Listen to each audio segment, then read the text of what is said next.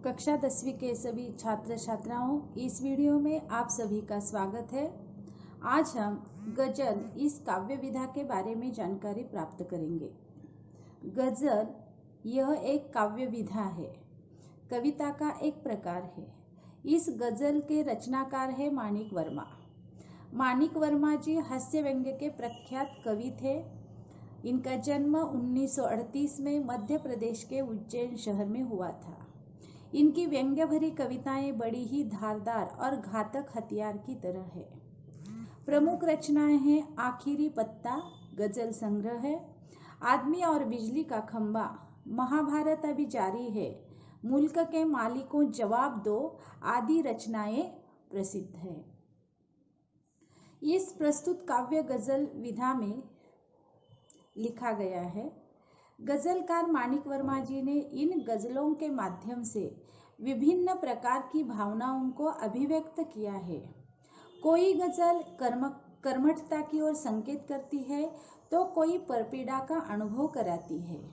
अपनी कमियों को दूर करके सच्चाई और संघर्षमय पथ पर निरंतर गतिमान रहने के लिए ये गजलें प्रेरित करती हैं। प्रस्तुत गजल में माणिक वर्मा जी ने हमें निरंतर अपने जीवन में आगे बढ़ते रहने की प्रेरणा दी है। कवि का मानना है कि बाहरी रंग रूप तो अस्थायी होता है, सुंदरता हमारे विचारों में और हमारे कर्मों में होनी चाहिए।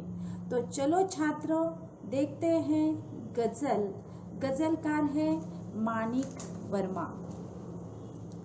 आपसे किसने कहा स्वर्णिम शिखर बनकर दिखो, आपसे किसने कहा स्वर्णिम शिखर बनकर दिखो, शौक दिखने का है तो फिर नींव के अंदर दिखो, शौक दिखने का है तो फिर नींव के अंदर दिखो।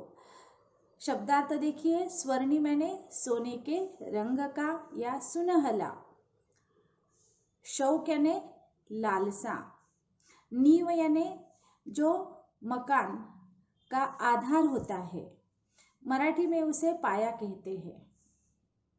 प्रस्तुत गजल के माध्यम से गजलकार कहते हैं कि जीवन की सार्थकता सिर्फ स्वर्णिम शिखर बनने में ही नहीं है, बल्कि किसी शिखर की नींव बनने में है।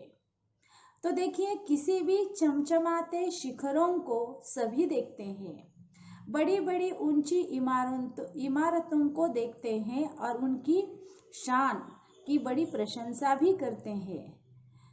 तो इसी प्रकार लोग समाज में भी इन शिखरों के समान ही सम्मान पाना चाहते हैं, परंतु वास्तव में देखा जाए तो इन शिखरों से अधिक महत्व है उन ईंटों और पत्थरों का कि जिनके कारण ये शिखर बन सके। यदि नींव की ईंटों ने गुमनामी के अंधेरे में रहना स्वीकार न किया होता तो इन शिखरों का अस्तित्व ही न होता। यदि हम समाज के लिए कुछ करना चाहते हैं, यदि हम समाज के लिए कुछ करना चाहते हैं तो हमें प्रशंसा और वाहवाही का त्याग करना चाहिए और प्रशंसा का लोभ त्याग कर नींव की ईंटों के समान कुछ अच्छा और सुदृढ़ काम करना चाहिए। देखिए, हमें बड़ी से बड़ी इमारत की ऊंचाई देखने में बहुत सुंदर दिखती है, लेकिन उसकी जो बुनियाद है ये नींव के मजबूत पत्थरों पर टिकी रहती है, क्योंकि शिखर का अस्तित्व तभी तक है जब तक उसकी नींव सुरक्षित है। तो इसी प्रकार हमें भी प्रशंसा और वाहवाही का लोभ त्याग कर नींव के ईंटों के समान अच्छा और सुदृढ़ काम करना चाहिए। आगे देखते हैं। चल पड़ी तो गर्द बनकर आसमानों पर लिखो, चल पड़ी तो गर्द बनकर आसमानों पर लिखो, और अगर बैठो कहीं तो मील का पत्थर दिखो, और अगर बैठो कहीं तो मील का पत्थर दिखो। गर्द यानी धूल, आसमान यानी आकाश। प्रस्तुत पंक्तियों में गजलकार कहते हैं कि यदि आप मंजिल की ओर अग्रसर है तो अपने अच्छे कर्मों के कारण उसी प्रकार आसमानों तक छा जाओ कि जैसे आंधी मतलब तूफान या जोरों की हवा आने पर पृथ्वी से आकाश तक धूल ही धूल दृष्टिगोचर होती है, यानी हमें आकाश तक धूल ही धूल दिखाई देती है। उसी प्रकार हमें भी अपने मन में कोई संकल्प ठान ले और अपने उद्देश्य में सफल होने तक हमें चलना चाहिए। आपके द्वारा किए गए अच्छे कामों का प्रभाव और चर्चा समाज में होनी चाहिए। यदि आप अपनी मंजिल की ओर बढ़ते हुए मार्ग में कहीं बैठ जाते हो तो मील के पत्थर के समान टिके रहो। मील का पत्थर क्या करता है छात्रों? जिस प्रकार पथिक को अपनी मंजिल की ओर बढ़ते समय सहायता करता है, जो आने वाली पीढ़ियों के लिए मील का पत्थर साबित हो सके। मतलब उसी प्रकार क्रियाशील न होते हुए भी हमें दूसरों की मदद करनी चाहिए, जिस प्रकार यह मील का पत्थर पथदर्शक का काम करता है। आने वाली पीढ़ियों के लिए यह मील का पत्थर साबित हो सकता है। आगे देखते हैं, सिर्फ देखने के लिए दिखना कोई दिखना नहीं। आदमी हो तुम अगर तो आदमी बनकर दिखो। ईश्वर ने हमें मनुष्य जीवन दिया है और इस जीवन में हमारा उद्देश्य केवल सजना, संवरना और सुंदर दिखना ही नहीं होना चाहिए। तो हमारे द्वारा किए गए जो कर्म है, जो काम है, यह सुंदर होने चाहिए और निस्वार्थ भाव से किए जाने चाहिए। ईश्वर द्वारा प्रदत्त इस श्रेष्ठ मानव जीवन में हमें मानवीय गुणों को अपनाना चाहिए।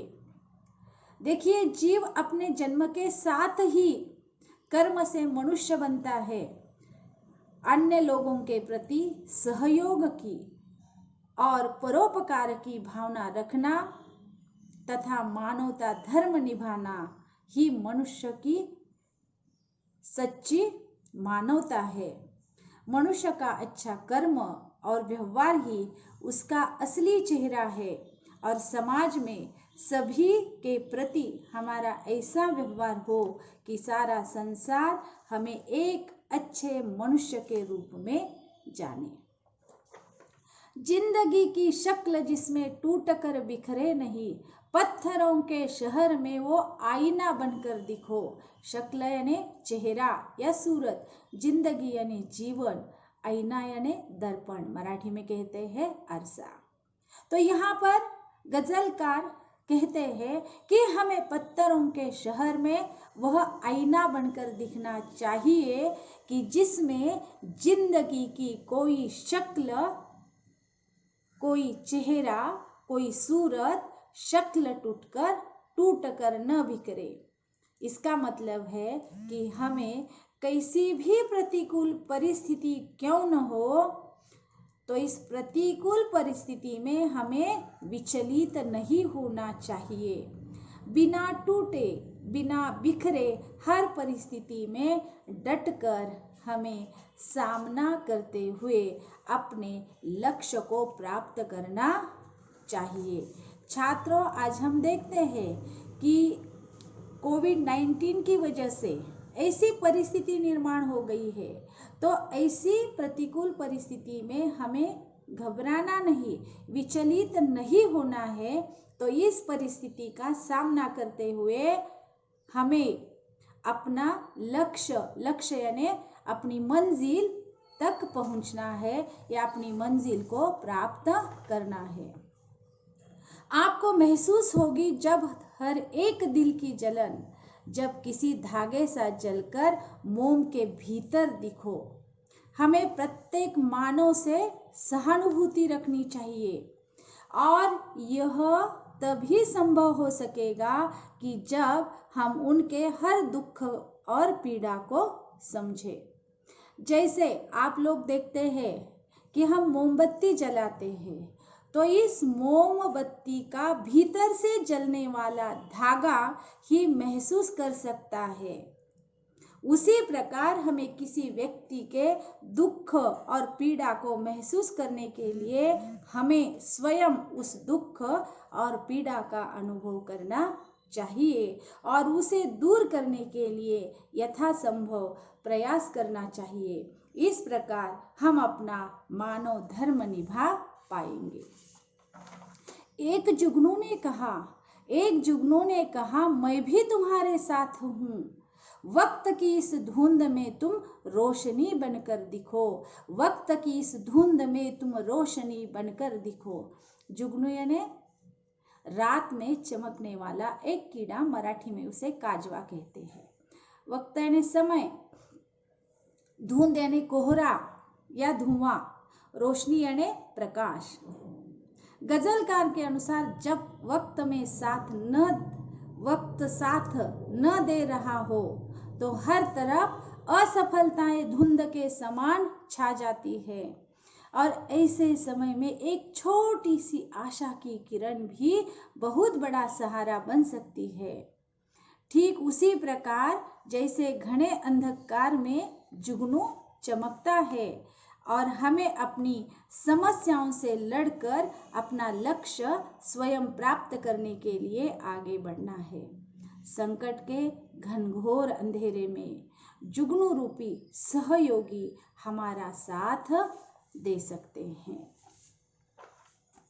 एक मर्यादा बनी है हम सभी के वास्ते, एक मर्यादा बनी है हम सभी के वास्ते। गर तुम्हें बनना है मोती सीप के अंदर दिखो। तो देखो, सभी मनुष्यों के लिए समाज में रहने के लिए कुछ सीमाएं हैं, कुछ मर्यादाएं हैं जिनका हमें पालन करना पड़ता है और इन मर्यादाओं का पालन करते हुए समाज हमें अपने व्यवहारों को स्वीकार करता है। अगर हमें अपनी पहचान बनानी हो, अगर हमें सिद्ध करना हो, तो जिस प्रकार सीप के अंदर, सीप यानी शंख, मूल्यवान मोती छिपा रहता है या छिपा होता है, उसी प्रकार तुम्हें समाज के कल्याण के लिए श्रेष्ठ कर्म करने चाहिए और यही तुम्हारी कल्याण भावना एक पहचान देगी और तुम्हें समाज में सम्मान देगी।